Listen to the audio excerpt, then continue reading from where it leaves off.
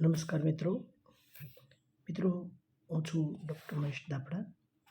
મિત્રો, education touch નામની આપણી આ ઘરઆંગણાની યુટ્યુબ ચેનલમાં આપ સૌ મિત્રોનું હાર્દિક સ્વાગત કરું છું.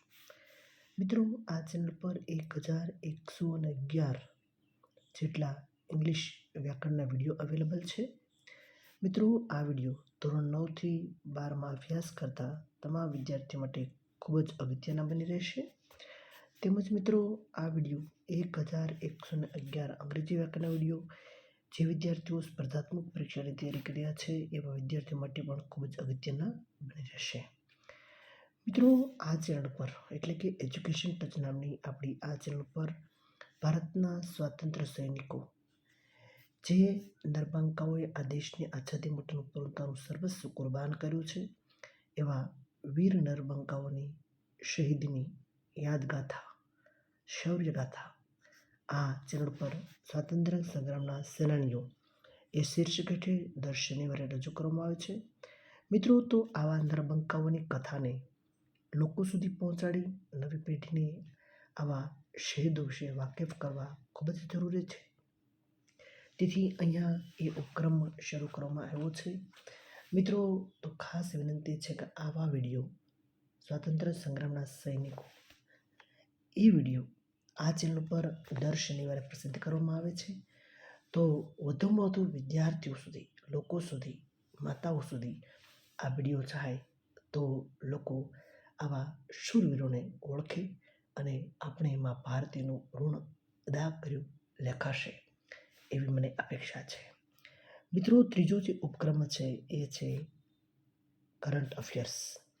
મિત્રો, આજે પરીક્ષાનો એક ભાગ બની ગયો છે ત્યારે આજે તમને 107મો આ એપિસોડ અર્પણ કરતા મને ખૂબ જ હું આનંદ અનુભવું છું, હું ધન્યતા અનુભવું છું. 107મો એપિસોડ આજે તમારી સમક્ષ પ્રસ્તુત કરતા દોસ્તો ખૂબ જ આનંદ અનુભવી રહ્યો છું.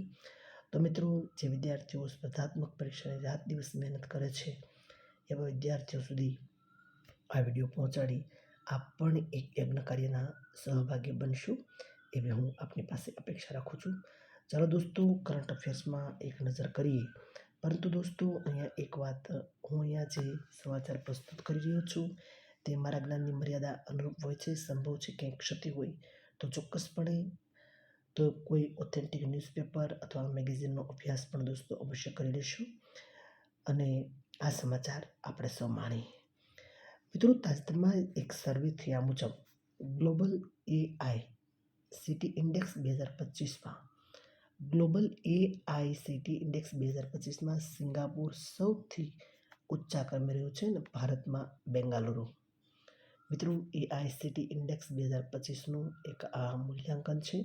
તેમાં સિંગાપુર સૌથી હાઈએસ્ટ છે અને ઇન્ડિયાની અંદર બેંગાલુરુ. મિત્રો, ભારતના મહારાષ્ટ્ર રાજ્ય ખાતે પ્રથમ એઆઈ સંચાલિત આંગણવાડીનું ઉદ્ઘાટન કરવામાં આવ્યું છે. ભારતની અંદર પ્રથમ કયા રાજ્યમાં? મહારાષ્ટ્રમાં એઆઈ સંચાલિત આંગણવાડીનું ઉદ્ઘાટન કરવામાં આવેલું છે, જે ભારતની પ્રથમ આંગણવાડી બની રહેશે. મિત્રો, તાજેતરમાં જ આપણે 15મી ઓગસ્ટની ખૂબ જ ધામધૂમપૂર્વકની ઉજવણી કરી હતી. એ ભારતનો 79મો સ્વાતંત્ર્ય પર્વ બની રહ્યો છે. આ આંકડો ખાસ યાદ રાખજો, 79. મિત્રો, કેટલાક દિવસો ખૂબ જ અગત્યના હોય છે, તેથી એ યાદ રાખવા ખૂબ જ અગત્યનું હોય છે.